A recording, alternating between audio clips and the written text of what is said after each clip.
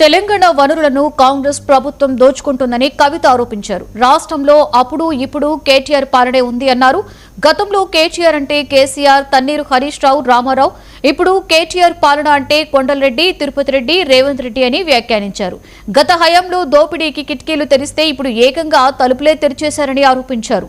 ప్రభుత్వ భూములను అమ్ముకుంటూ వెళ్లే భవిష్యత్తు అవసరాలకు ఏమీ మిగలదన్న కవిత త్వరలోనే ప్రభుత్వ భూదందా అంతా బయట పెడతామని అన్నారు.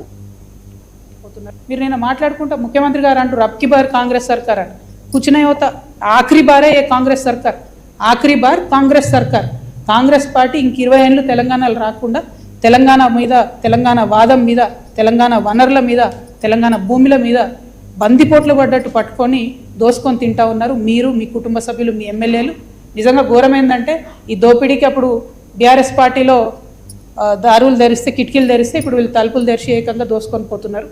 అప్పుడు కేటీఆర్ పాలనే నడిచింది, ఇప్పుడు కేటీఆర్ పాలన నడుస్తుంది. అప్పుడు కేటీఆర్ అంటే ఏంటంటే కేసీఆర్ గారు, తన్నీరు హరీష్ రావు గారు, రామారావు గారు. ఇప్పుడు కేటీఆర్ అంటే ఏంటంటే కొండలరెడ్డి, తిరుపతి రెడ్డి, రేవంత్ రెడ్డి.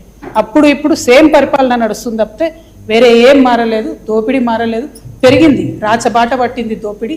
ఈ 1,00,000 కోట్ల కాంగ్రెస్ దోపిడీని ఖచ్చితంగా ఆపుతాం. ఆ 1,00,000 కోట్ల తెలంగాణ భూమిని కాపాడుకొని తీరుతాం. ఎట్లయితే వెలుగుమట్లలో పేద ప్రజల భూములు కాపాడినామో అట్లనే తెలంగాణ వ్యాప్తంగా ఉన్నటువంటి అన్ని జిల్లాల్లో మీ దోపిడీని గమనిస్తున్నాం. ఎవరు గమనిస్తలేరు అనుకోవద్దు.